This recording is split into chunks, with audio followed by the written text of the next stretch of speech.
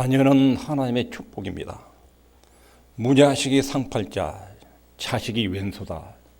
키르다 보면 그런 심정을 느낄 때가 있지만 그래도 성경은 자식은 여호와의 주신 기업이요 자녀들과 후손은 큰 축복이고 우리의 미래입니다.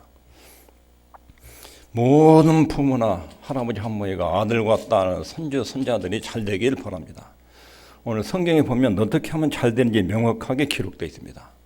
세상에 여러 가지 교육 방법론들이 있고 여러 가지 교육 수칙들이 있지만 성경이 말하는 내용이 뭔지 가장 중요한 원리들이 여기 있습니다. 유대인들은 어디를 가든지 자녀 교육 하나만큼은 뛰어난 민족입니다.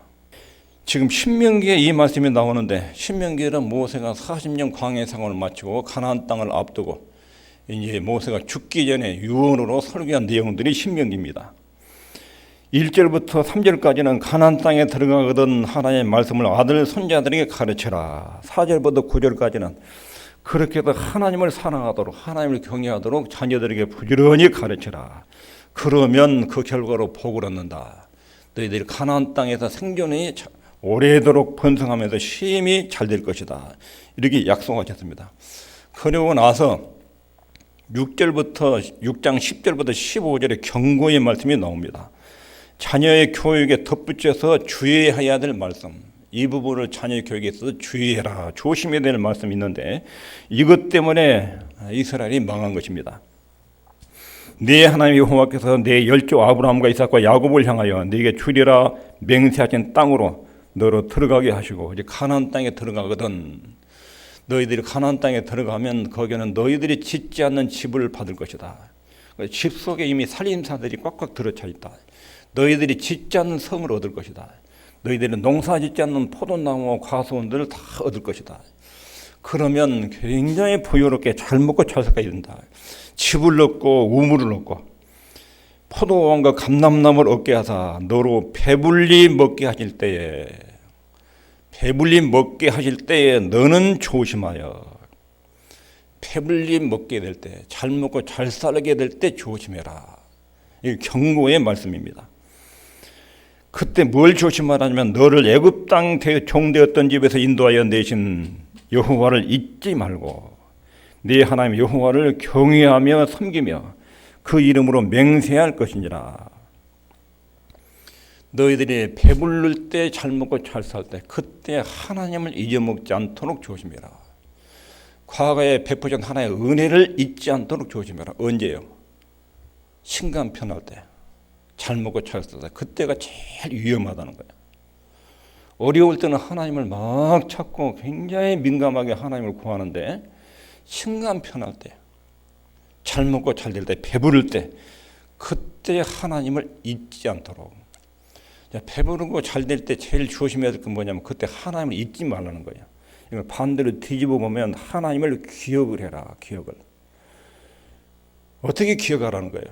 애굽 땅 종되었던 곳에서 우리를 인도하신 하나님의 은혜를 기억을 해라. 과거에 베푸셨던 은혜를 기억해라. 그 다음에 또 하나 뭘 기억해야 돼요? 오늘 내가 여기까지 이르게 된 것은 이 정도까지 잘 되고 신간편하게 잘 살된 것은 모두 하나님의 은혜로 축복으로 이루어진 것이다. 이걸 꼭 기억하라는 거예요. 이 사실을 잊어버리면 그 다음에 따라오는 게 교만이 따라와요. 교만이 따라오면서 우상숭배로 넘어가요. 하나님을 잊으면 교만해지고 교만해지면 우상숭배로 넘어가고 망해요. 교만해지면 어떤 생각이 드냐면 지금 내가 이렇게 잘 먹고 잘 살고 신간편한 것은 내 능과 힘으로 내 재력으로 내 지혜로 이렇게 이루었다. 이렇게 돼요. 하나님께로 돌아갈 영광을 전부 다 자기가 차져요. 이게 교만이에요. 그러면 그때 사정없이 낮춰져요. 이스라엘의 역사 속에 이 일이 계속 반복이 된 거예요. 그래서 자녀 교육에 덧붙여서 경고한 말씀이 6장 10절부터 15절인데 배부를 때 조심해라. 이때 하나님을 잊지 않도록 조심해라. 그리고 그런데 불행하게도 이 경고가 사사기 2장 1절부터 10절에 보면 완전히 무시당했습니다. 딱 한 세대가 지났습니다. 한 세대는 적어도 30년에서 40년이에요. 광야 40년 동안 하나님을 배웠던 조상들, 아버지, 할아버지, 할머니, 엄마 이분들이 세상을 떠났어요. 아들, 손주 이 사람들이 가나안 땅에서 물려받고 세대가 교체됐어요. 그때 이 사실을 싹 잊어버려요. 이 경고의 말씀, 신명기 6장 10절 15절 경고를 그대로 무시해버려요. 실패의 원인이 뭐냐 하면 배부름이에요. 배부름. 잘된 거. 이것이 실패 원인입니다. 요단강을 기적적으로 건너고 하나님의 능력과 역사를 경험했던 세대들, 살아계신 하나님을 친히 맛봤던 부모 세대들, 이분들이 세상을 떠난 다음에 자녀 세대가 된데 이들이 완전히 하나님을 떠났습니다. 그런데 그 선조들이 자기 아들, 딸들을 부지런히 가르치지 않았는가? 성경에는 부지런히 가르쳐라 이렇게 했는데 가르치기는 부지런히 가르쳤어요. 그걸 어떻게 알 수 있냐면 사사기에 보면 국가적인 위기가 만나면 꼭 전에 들었던 말씀이 생각이 나서 하나님께 막 도와주러 부르짖어요. 이런 것들 보면 부모들로부터 그리고 할머니 할아버지로부터 하나님 말씀을 암송하도록 늘 들었어요. 그런데 하나님을 떠났습니다. 여기 배부르게 먹게 할 때 조심해라. 이때 조심하려면 하나님을 잊고 그분이 하신 일을 잊는 거, 이것들 조심해라. 하나님의 하신 일이라는 것은 애굽 땅 종되었던 곳에서 너희를 인도하신 하나님, 과거에 은혜를 베푸셨던 하나님. 우리가 늘 기억해야 될 얘기 뭐냐면 과거에 나를 위해서 십자가의 주님이 죽으셨던 그 일, 부활하신 일, 그리고 재림하셔서 우리가 언젠가 천국에 가는 일, 이 사실을 생생하게 기억하라는 거예요. 생생하게. 하나님을 잊었단 말은 과거에 애굽 땅 종되었던 곳에서 인도하신 하나님을 잊었다는 거예요. 그리고 그분이 하신 일을 잊었다고. 여호와께서 이스라엘에 행하신 일도 기억지 않고 잊었다고, 두 가지 잊었다고 지적해요. 그러니까 부모가 자식들에게 가르쳤는데 머리로 가르쳤고 머리로 들었어요. 가르치는 가르쳤어요. 정보로 전달된 거예요. 정보로. 입으로는 가르쳤는데 생활 속에 안 나타난 거예요. 자녀 세대에서 이것을 완전히 잊어버린 것입니다. 그리고 행하신 일도 잊었다 이 말은 출애굽 역사도 듣기는 했는데 우리 조상들이 애굽에서 이렇게 탈출했다더라. 10가지 기적도 환개받아도 뭐 광야에서 40년 동안 이런 기적도 있었다더라. 근데 그것이 의미 전달이 안 된 거예요. 그게 나한테 뭔 상관이냐. 오늘 나한테 살아가는데. 과거에 그랬으면 오늘 나한테 그것이 뭔 상관이냐. 정보로 알아요. 정보로. 근데 그 하나님은 오늘 자신의 삶에서 어떻게 역사하신지에 대해서는 전혀 모르는 거예요. 애기들 십자가에서 예수님이 죽었다. 정말 말 잘해요. 십자가에 내려졌으면 죽었다. 부활하셨다. 다 외워서 알아요. 부모한테 수업이 들어서 알아요. 근데 정보로 알아요. 정보로. 머리로 알아요. 가슴으로 주님이 나 때문에 그 고통을 겪으셨구나. 경험적으로 체험이 안 되는 거예요. 체험이. 이것이 여호와를 알지 못했다는 거예요. 많이 가르쳤어요. 애우도록 수없이 애우도록 가르쳤어요. 그런데 여호와를 알지 못했다. 하나님 행하신 일도 알지 못했다. 이럴 때 나타난 결과 교만하고 다른 신을 섬기는 부작용이 일어난 것입니다. 다음 세대가 하나님을 알지 못한 이유에 대해서 다른 세대는 여호와를 알지 못하여 머리로만 전달됐다는 것이고 여호와께서 행하신 일도 알지 못하더라. 정보로 아는데 그 의미가 지금 나하고 내가 지금 살아가는 이 현실에 십자가와 부활이 나한테 뭔 상관이냐. 십자가 죽으신 거 다 알아. 죄 때문에 죽은 것도 알아. 근데 그것이 지금 내 먹고 사는데 뭔 상관이냐. 의미가 전혀 마음속에 안 닿는 거예요. 자녀에게 이렇게 지식 정보로 전달되고 끝나버린 것입니다. 이런 일들이 일어났는데 한 세대 만에 이렇게 변질이 일어났습니다. 왜 그렇게 됐는지 여기 중요한 이유가 있습니다. 사사기 2장에 보면 하나님께서 사자를 보내가지고 이스라엘 백성들을 막 책망합니다. 너희들이 내가 그렇게 교훈하고 가르쳤는데 왜 어겼느냐? 예, 내가 경고한 것을 지키지 않았느냐? 예, 가나안 땅에 들어가게 된 원주민들은 모조리 몰살을 시키라고 했는데 왜 그 명령을 순종하지 않았느냐? 이 가나안 족속을 멸절시켜라 이 말을 오해하면 안 됩니다. 이것은 신자가 불신자들 함부로 대하고 박해도 좋다는 뜻이 아닙니다. 또 살인을 권장하는 말도 아닙니다. 생명을 함부로 죽이라는 뜻도 아닙니다. 가나안에 들어가던 가나안 족속들을 멸절을 시켜라. 이 말씀은 가나안 사람들의 삶의 형태와 원리를 완전히 너희 생각과 습성 속에서 제거해라 이 말입니다. 너희들이 가나안 땅에 들어가도 이 사람들이 살아있으면 그 사람들의 풍습을 물려받게 되니까 이것을 완전히 꺼내내라. 그래서 완전히 죽이라고 그랬습니다. 너희들이 가나안 땅에 들어갔던 그 사람들 살려두면 그 사람들 사상과 종교에 물든다. 그래서 죽이라 한 거예요. 가나안 땅에 사는 원주민들은 아주 부패한 족속들입니다. 야곱 때 가나안 땅에서 하나님의 사람들이 애굽으로 내려갑니다. 애굽에서 400년이 지납니다. 가나안 땅의 죄의 소진이 하나님 심판에 이를 만큼 극에 달했습니다.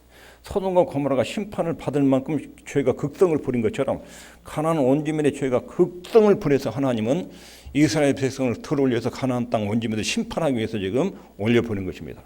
그러니까 가나안 땅들의 종교적 부패가 너무 극성을 부르고 도덕적 타락과 성적인 부패가 극에 다르기 때문에 이 사람들에 대한 심판의 덕으로 이스라엘을 지금 가나안 땅에 올려보낸 것입니다. 그러면서 하는 말이 이들을 모조리 제거해다. 이 죄악의 죄를 잔존해서는 안 된다. 그런데 이 사람들이 가가지고 살려뒀어요. 군데군데 살려뒀어요. 그러니까 하나님의 사자가 사사시대 때 막 책망한 거예요. 왜 내 명령을 지키지 않았느냐. 왜 몰살시키라는 이 명령을 지키지 않고 군데군데 살려뒀느냐. 그러므로 너희들이 살려둔 이 사람들 때문에 너희 옆구리에 가시가 되고 너희들에게 이 사람들이 올무가 될 것이다. 꺼내내지 못한 죄의 습성이 계속 뿌리를 내리고 자리를 잡아도 번창했어요. 그래서 그 사람의 가정과 자녀들을 송두리째 파괴시켜버려요. 가나안 땅에 들어간 이스라엘 민족이 완전히 가나안 사람들을 닮아버렸어요. 도덕성, 정신, 삶의 태도, 가치관 이게 완전히 세소가 돼버렸어요. 가나안 땅 사람을 그대로 닮아버린 거예요. 하나님이 하신 말씀은 우리의 삶의 원리, 태도 속에 너희들이 하나님 빠졌다. 자녀들에게 암송을 시키고 입으로는 막 가르쳤어요. 근데 부모의 삶 속에 삶의 원리나 태도에 있어서 하나님이 없는 거예요. 부모 생각과 언어 속에 하나님 성경적 원리와 태도를 가지고 결정하고 생각하고 말하는 이런 태도가 들어와서 자리를 잡아야 됩니다. 가나안 땅에 들어가서 가장 조심해야 될 것 경고한 내용이 부모들 마음속에 들어온 세상적 가치관, 하나님 백성들 속에 들어와서 사상과 정신을 완전히 부패시켰어요. 그리고 그 부패한 삶이 자녀들에게 고스란히 전달된 거예요. 자녀들이 그걸 답습을 한 거예요. 부모들이 세상 떠나니까 자녀들이 완전히 하나님을 잃어버렸습니다. 이러니까 이때 이 사람들이 쾌락을 구하고 사람이 신간 편할 때 가장 먼저 찾아온 것이 쾌락을 추구합니다. 그리고 그 다음에 오는 것이 성적인 타락, 도덕적 부패가 옵니다. 종교적으로 우상숭배 정신으로 타락합니다. 이게 배부를 때 일어나는 인간의 보편적 현상입니다. 종교는 다급하고 긴박한 상황 때 빛을 발합니다. 사람들이 편안하면 종교는 취미생활 정도로 추락합니다. 그래서 인류 역사에 기독교가 가장 흥한 것을 보면 개발도상국가에 가서 복음이 전거되면 굉장히 복음이 빨리 흡수됩니다. 근데 선진국으로 갈수록 기독교가 퇴색합니다. 역사의 흐름을 보면 그래요. 선진국으로 갈수록 기독교는 퇴퇴해요. 유럽 사회, 미국, 잘 사는 나라들은 기독교가 다 퇴퇴해요. 못 사는 아프리카, 남미, 동남아시아 이쪽에는 막 일어나요. 복음을 전하면 뜨겁게 일어나요. 그러다가 잘 살게 되면 사람들이 종교는 취미생활로 추락해요. 취미생활. 그리고 세상적 쾌락, 성적인 타락, 종교적 타락이 그 뒤를 이어요. 이게 인간의 이상한 그 도덕적 부패 현상들이에요. 그러므로 부모에게 경고한 것은 인생의 최고 보람을 무엇을 복으로 여기느냐, 무엇을 복으로. 부모들마다 자식 교육을 위해서 최선을 다하죠. 얼마나 노력을 많이 하는지. 근데 노력한 만큼 자식들에게 전달이 안 되고 효과가 안 나타나요. 핀트가 안 맞으면 가치관이 잘못되면 그렇습니다. 어떤 부모들은 소담 방법을 가르치고 학원비 대느라고 노래방 가고 노래방 도우미를 하고 그다음에 2차 가고 3차 가고 그렇게도 돈 벌어가지고 학원 보내가지고 애기들 키우는데 그 정신과 그 가치관 자체가 썩어 있잖아요. 도덕적 타락을 가지고 성적은 이것을 무기로 돈 벌어가지고 자녀 교육시키면 그 자녀들이 뭘 배우고 있어요? 정보 지식은 배우는데 부모가 정신적으로 썩어 있는데 그게 때문입니다. 그게 학교에서 배운 그 지식이 아이들의 미래를 성공적으로 만든 게 아니라 부모의 삶의 습관이 자녀들에게 그대로 파장을 끼치는데 그걸 모른다고. 이게 큰 부모에게 착각하는 부분이에요. 그래서 여기서 뭘 인생의 최고의 보람으로 여기느냐. 세상적 가치관에 말하는 복은 잘 먹고 잘 사는 거예요. 잘 먹고 잘 사는 것을 최고 목적으로 여기고 살면 부모가 알게 모르게 이게 자녀들에게 그대로 전수가 돼요. 그대로. 그리고 자녀들이 그걸 봐요. 부모의 가르침을 듣는 것이 아니라 부모의 행동을 본다고요. 부모의 행동은 가치관 속에 들어있어요. 가치관에 따라 행동과 말과 철학이 나오는 거예요. 이것이 나타난 거예요. 그래서 사람들은 먹고 싶은 거 다 먹고 입고 싶은 거 잘 입고 누리고 싶은 거 다 누리고 이것이 복된 것이다. 요즘 시대 사람들의 이 가치관이에요. 성경이 말하는 것은 그것이 아니에요. 시편 1편 1절에 복 있는 사람은 악인의 꾀를 좇지 않으며 복이란 것은 죄를 멀리하는 것입니다. 하나님 편에 서는 것입니다. 하나님을 경외하는 것입니다. 바른 인생, 바른 생각, 바른 말, 바른 행동을 하고 사는 것입니다. 하나님의 자녀로 사는 것입니다. 하나님을 모르는 것은 아무리 외형적으로 잘 돼도 복이 아닙니다. 하나님 떠나면 아무것도 아닙니다. 하나님 모르는 것도 복이 아닙니다. 성경을 모르는 것도 복이 아닙니다. 주일날 교회 밖에 있는 것도 복이 아니에요. 무엇이 신앙의 길인지 부모의 의식 속에 명확하게 자리 잡아야 됩니다. 무엇이 세상에서 가장 가치 있는지 이게 복이란 개념이에요. 개념. 복이라고 여기는 것에 사람들은 에너지를 집중을 합니다. 물질도 시간도 자기 인생도 거기다 투자하기 때문에 무엇을 복으로 여기느냐가 중요한 거예요. 이게 가치관이에요. 가치관. 세상적 가치관에 있는 사람은 언제나 돈과 출세와 명성이잖아요. 언제나 여기다가 최고의 가치를 부여하고 거기다 에너지를 다 쏟아부어요. 이 가치관을 가지면 자식을 그런 쪽으로 막 몰아가죠. 자녀들을. 어쩌다 자녀들이 공부 잘하고 직장 좋은 데 들어가가지고 돈 많이 벌고 이런 성공관을 가지고 이런 번영관을 가지고 계속 자녀들 돼야죠. 이게 세상적 복이에요. 성경적 가치관 하나님을 경외하면서 사는 것. 어떻게 하나님의 풍성을 따라 닮아갈 것인지, 어떻게 하나님의 뜻을 이루는 인생으로 살 것인지, 어떻게 다른 사람도 행복하고 하나님께도 영광 드리고 나도 행복하고 이런 삶의 길을 택할 것인지, 자녀들의 결혼이나 직업적 미래를 고려할 때 이 아이가 어떻게 다른 사람을 행복하게 만들어주는 역할을 할 것인지, 그리고 하나님을 어떻게 그분의 뜻을 아름답게 표출해내는 그런 직장과 결혼을 할 것인지 여기다 마음을 두고 기도를 해야 돼요. 부모의 의식 속에 자녀를 바라보는 시각이 항상 하나님을 경외해야 하나님 안에 모든 복이 들어있고 내가 믿는 내가 평생 경험한 하나님의 인생에서 최고로 아름답고 영광스러운 분인데 그분 만나면 그 안에도 인생에 진짜 의미와 보람과 가치가 있는데 이분을 놓쳐버리면 다른 거 다 가져도 쓸데없다. 하나님 경외하는 마음으로 그런 태도를 가지고 자녀를 대하고 기도하면 하나님의 자녀들 축복한다고 책임져 준다고요. 부모가 하나님 자녀로서 신자 이름으로 절제하는 것, 희생해서 다른 사람 행복하게 만들어주는 모습, 이런 것이 최고의 자녀 교육이에요. 연세 드신 분들은 일제시대 6.25 그리고 많은 고난과 산전수전을 겪어가면서 하나님을 알아가고 하나님을 경험하는 것이 속에 뿌리가 있어서 부모 세대는 이렇게 하나님을 경험하면서 인생의 많은 파도를 겪으면서 하나님 만난 체험이 있기 때문에 어지간한 파도와 물결을 견뎌낼 수 있어요. 그런데 우리 자녀 세대들은 거의 고생을 모르고 자랐어요. 부모들이 다 해주고 부모들이 풍성하게 사는 중에 키워놨기 때문에 고생이 거의 없어요. 우리는 종이 한 장이라도 이렇게 볼펜, 면필 한 장이라도 아끼는 마음인데 애들은 거기 놓고 안 가져가요. 찾으려도 안 와요. 10,000원짜리, 20,000원짜리 버튼 이래도 전혀 찾도 안 해요. 얼마나 물질적으로 넉넉하고 풍부로운지, 얼마나 편하게 사는지. 이런 아이들이 약간의 어려움만 있으면 하나님을 쉽게 버리고 교회에 그냥 안 나가. 비만 와도 안 나오고, 욕 한 번 얻어들여 교회 안 나가버리고. 간단하게 하나님 포기해버릴 수 있어요. 굉장히 위험한 거예요. 부모들은 끊임없이 자녀들에게 좋은 옷, 좋은 차, 놀아주고 학원비 보내주고 학비 보내주고 이쪽으로만 자꾸 좋은 부모의 역할을 생각한다. 그러나 우리의 중요한 태도는 삶의 원리예요. 부모가 변하지 않으면 자식은 안 변해요. 자녀의 모습은 부모의 얼굴이에요. 똑같습니다. 부모 닮아갑니다. 어찌서 이것이 누구 닮았다냐? 누구 닮았어요? 부모 닮았죠. 부모의 말하는 것, 생각하는 것, 가치관이 전달된 거지요.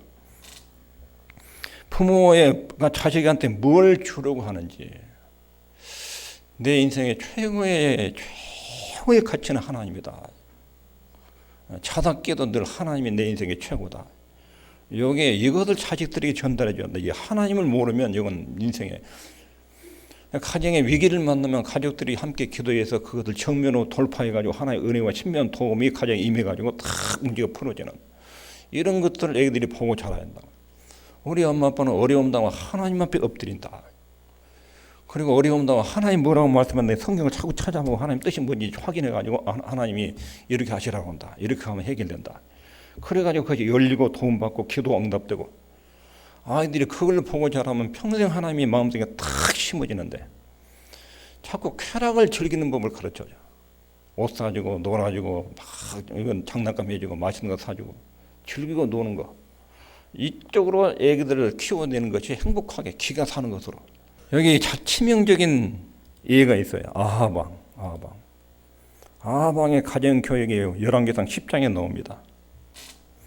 아합은 생각하기를 자기 왕국을 번창하려면 자녀들이 말해야 한다. 특별히 남자애들이 말해야 한다. 남자애들이.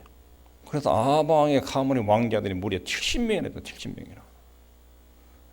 70명을 최고의 교수들, 이스라엘에서 가장 똑똑한 교수들 데려다가 70명을 교실에 놓고 집중적으로 교육을 했어요. 너희들이 이 나라의 미래를 책임질 일꾼이다. 이렇게 가르쳤어요. 그렇게 최고의 교수들을 포진해가지고 70명의 왕자들을 막 교육을 했어요. 이렇게 많은 자식을 낳고 최고 교육을 시키면 미래가 보장된다. 근데 아합의 삶의 패턴은 이스라엘 19명의 왕 중에 가장 하나님 보기 악독했어요. 하나님 보기 악독했어요. 하늘에서 딱 하나님 보시고 아웃, 하나님 판결에 아웃. 이것을 몰랐어요. 이것을. 자녀들의 미래는 하나님께서 부모의 속어에 대해서 하나님이 딱 잡아주면 열매가 극대화돼요. 부모의 책임 있는 속어와 헌신도 필요해요. 거기에 하나님이 붙들어줘야 돼요. 함께 가지고 도우셔야 돼요.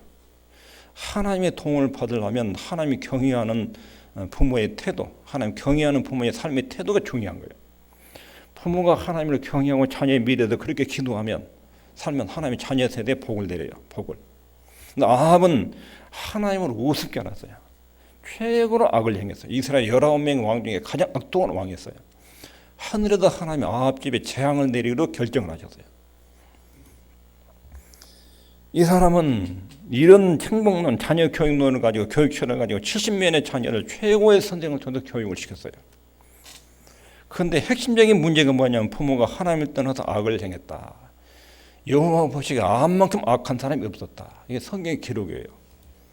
결과는 쿠데타가 일어났습니다. 하나님이 쿠데타 세력에 힘을 실어줬어요. 에후라는 장군을 하나님이 기름 부어가지고 에후야, 네가 지금부터 이스라엘 왕이다. 너는 악한 파문을 썰어라. 싹 청소해라. 이런 명령을 에후한테 내렸어요. 에후라는 사람이 반란을 일으켜가지고 아합 가문을 모조리 썰어버렸어요. 낭님에 썰었는데 70명의 왕자들 교육하는 교수들한테 에후가 편지를 보냈어요. 너희들 70명 중에서 똑똑한 놈 하나 왕 세워서 나하고 한방 붙으자. 그러니까 이 선생들이 교수들이 2명의 왕도 에후를 당하지 못한다. 우리 70명의 힘없는 교수들이 어떻게 당했느냐. 그럼 너희들이 어떻게 할 것인지 나한테 이야기해 주라. 알겠습니다. 그러니까 70명의 자녀들이 왕자들 목을 다 잘라가지고 황줄에 담아가지고 사마리아 에후한테 다 바쳐요. 사마리아 에후가 70명의 왕자들의 머리를 바구리에 담아가지고 사마리아에 전시를 했어요. 아합은 자녀들이 최고의 주위에 살 수 있는 그런 걸 꿈꾸고 교육했는데 광주리에 머리를 담았다. 짐승도 그렇게 대우를 안 해요. 근데 하나님이 보여주는 것은 하나님을 이렇게 악독하게 대하는 이 사람들은 그 후손들은 짐승반도 못하다. 머리를 바구리에 담아가지고 전시를 한 거예요. 하나님 경외하는 것이 얼마나 중요한 건지 여기 교훈은 인간의 최선이 하나님의 도움이 없으면 무익하다. 하나님이 하늘에서 열어주면 부모의 작은 책임의 성과가 극대화되는 거, 극대화. 아이들의 미래는 하나님의 손에 의해서 좌우된다. 이걸 늘 기억해야 돼요. 내가 하나님께 잘 보이면 하나님은 우리 아들, 딸들에게 복을 내리신다. 오늘 신명기에 말했잖아요. 너희들이 여호와 경외하기를 가르쳐라. 그러면 복을 내리고 가나안 땅에서 너희들이 힘이 번성할 것이다. 하나님의 이 약속의 말씀을 믿으시기 바랍니다.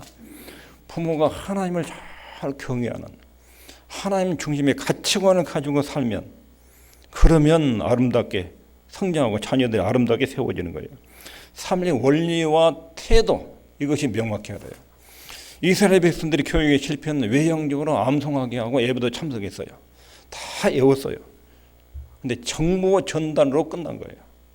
부모들의 삶의 원리와 태도는 가난화 되어버렸어요. 가난한 사람들의 삶의 풍습을 그대로 닮아버렸어요.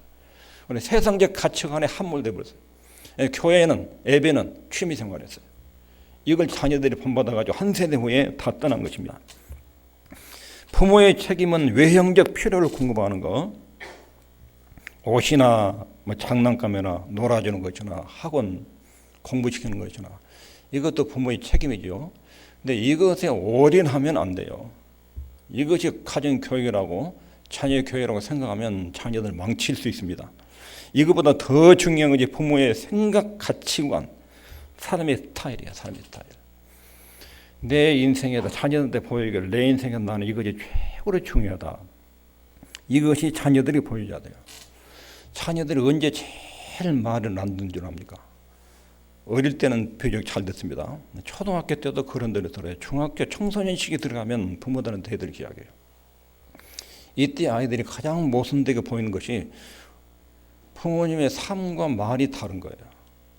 아버지가 엄마를 너무 함부로 대하는 걸 딱 봐요.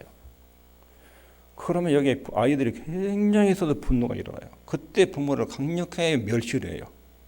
부모의 권위가 무너져요. 그때는 무슨 말해도 안 들어요. 부모가 하나님의 권위를 무시하면 자녀들이 부모의 권위를 무시해요.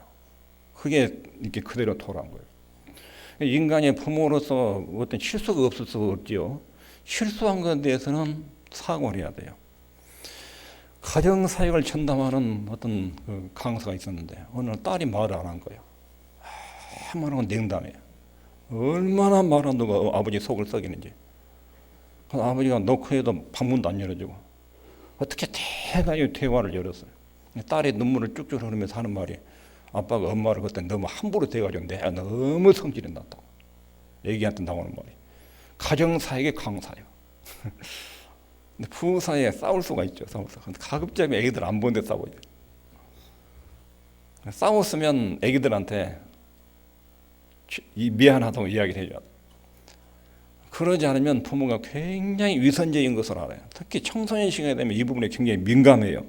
부모의 생각, 가치관, 그 다음에 우리의 삶에서 영적인 전쟁. 영적인 전쟁은 이 시대의 정신, 타락한 문화, 가치관과 삶의 태도, 이 영역에서 이루어집니다.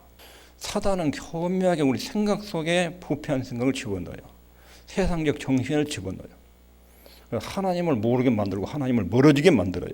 시대의 정신, 타락한 문화, 가치관, 삶의 태도, 이 영역이 하나님에서 오는 반듯하게 잡혀져야 돼요. 이것이 영적 전쟁에서 승리하는 삶의 태도입니다. 지금 자녀에게 내가 주고 싶은 것이 무엇인지, 용돈 주고 놀아주고 장난감 사주고 재밌게 해주고 이것이 최고라고 그러면 여기는 허점이 참 많습니다.